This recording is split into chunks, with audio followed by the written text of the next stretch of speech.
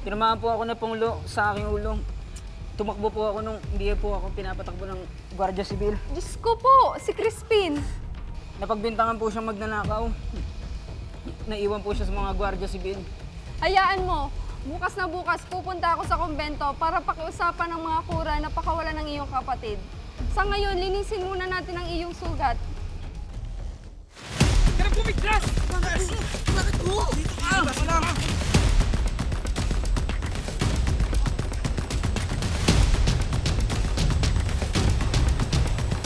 Bakit ka bumiglas? Ano? Buhay! Umamin ka na! Hindi ko po alam. Ikaw yung nagnakaw ng 2 onsa! Hindi ko po talaga alam. Hindi ko talaga aamin ha! Hindi po ako nagnakaw na. Kay Joe!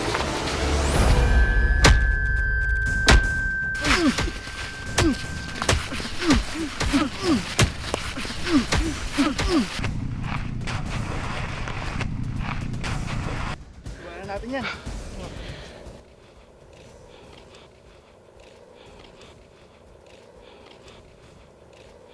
Maniwala kayo sa akin. Hindi ako yung nagnakaw.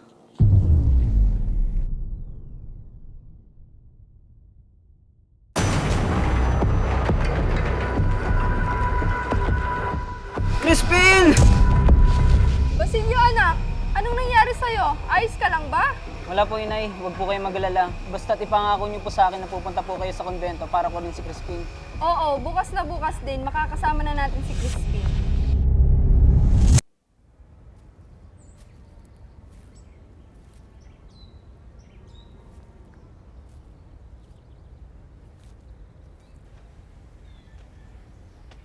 Magandang araw.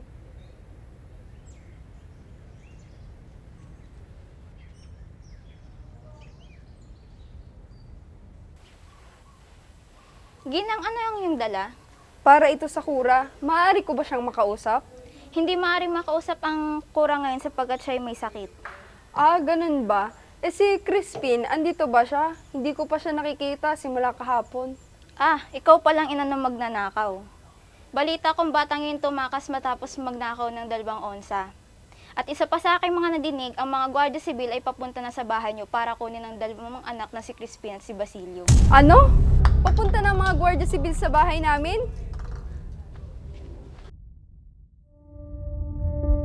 Crispin! Basilio! Asa na kayo mga anak ko? Crispin! Basilio! Asa na kayo mga anak ko? Crispin!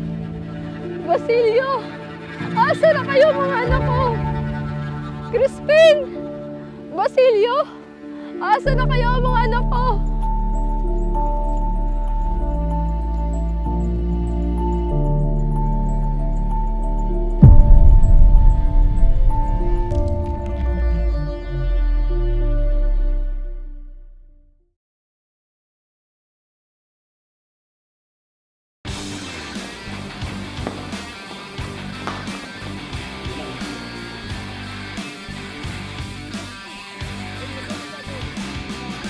Sino ba kayo?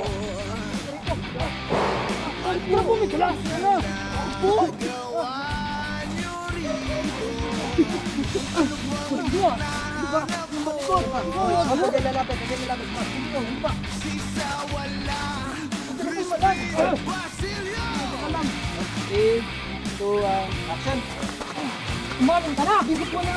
Ito yung nagnakaw ng 2 onsa! Hindi ko po talaga alam! Ba, hindi ko talaga aamin ha! Oo, nagnakaw lang! Malamig kayo, Joe!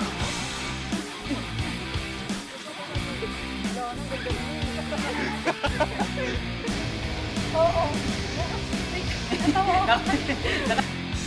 Wait lang, hindi pa ako ready. Bangikot!